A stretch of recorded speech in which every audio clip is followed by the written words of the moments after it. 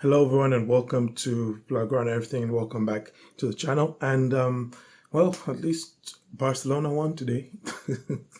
Yeah, it was pretty terrible in midweek, and I can't say that everything this time around versus Alaves went well. Barca, of course, did record a 3-1 victory. Alaves opening the scoring as early as the second minute, and as much as I will grant, it was a somewhat fortuitous goal that they scored, but they still scored pretty early on, and it goes to do with once again just I would say how allergic Barcelona are to defending in the box, like doing actual defending, because if everybody's stuck with the person that they were marking from that corner kick early on, no goal would have been scored there. Just like you remember the own goal against Chelsea, it came from similar circumstances. Just defenders opting to rush into playing an offside trap rather than just going, hey, this is a guy I'm man marking. Let me just defend against him. So yeah, Alaves did try to do a lot of the same things that Chelsea did against Barcelona, which I don't blame them. That's really the way to beat Barcelona. Okay, you have to be brave and you have to just try and play balls in behind that high line as often as you can. Just constantly keep going at them, and that's what Alaves did. To be fair to them, unfortunately for them though, Barca were a bit more clinical this time around, and let's just say their pressing wasn't good enough to take the ball off of Barca in midfield. So, we did see a lot of joy in this game for the likes of Raphinha, who got the 2 assists, man of the match performance from him. Yamal got the goal and an assist. And of course, later on as well, I say later on, but Dani Olmo as well, okay? Wasn't his best of performances, okay? You can see that he's still, he's still lacking some of the sharpness. If Fermin was playing this game, you'd think he'd have probably scored a hat trick again. But Dani Olmo with the brace that ultimately made the difference for Barcelona here. But like I said, he's still a bit off the pace here. But even despite that, I think he had so much room there that Alaves just weren't putting enough pressure on him. So is this any indicator for what we can expect this Tuesday versus Atleti?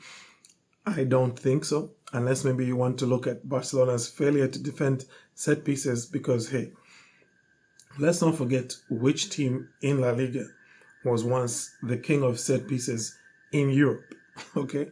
It was Atleti. So if they do switch it up and they go a bit more old school against Barcelona and really take advantage of those set pieces, then Barcelona are definitely cooked. And, man, I'm just thinking, imagine what...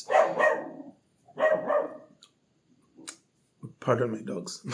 I'm just thinking, imagine what Arsenal, with all of their set-piece routines, would do to this Barcelona team. I don't even want to think about it. That's not even thinking about all the room in behind for the likes of the Martinellis and the whatever.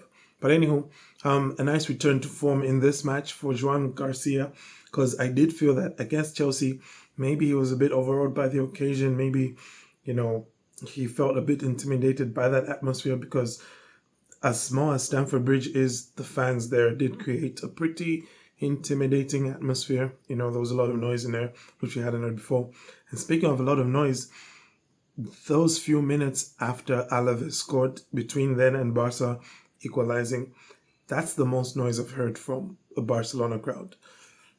I think since probably since probably Xavi's reign when we played PSG at home. That's the last time I heard Barcelona crowd that loud. So, Camp Nou came through for the team, even though things did get a bit quiet again, but at least it was after the team and found its feet, so to say, and chances were created, and of course, goals were scored. More goals should have been scored, you could argue here. In fact, you could say pretty confidently, more goals should have been scored. Thinking of, that chance Yamal had where he saw the keeper dummy, then, his finish hit the post, rather than going into the back of the net, when he felt like, hey, maybe just an extra touch because the keeper was on the ground. But that's just me overthinking things. So the point, like I said, is that Barca could have and maybe should have scored more, but they didn't. At the end of the day, it's a 3-1 win. You go top temporarily, so you take what you're given. You don't really have much else you can do, and you just hope that that there's enough minutes in Pedri's, feet and in Raphinha's feet as well to carry Barcelona against Atleti on Tuesday. So aside from that, let me know your thoughts on the match and how everything went. I thank you all for tuning in. Have a great day, and Orsa Barca.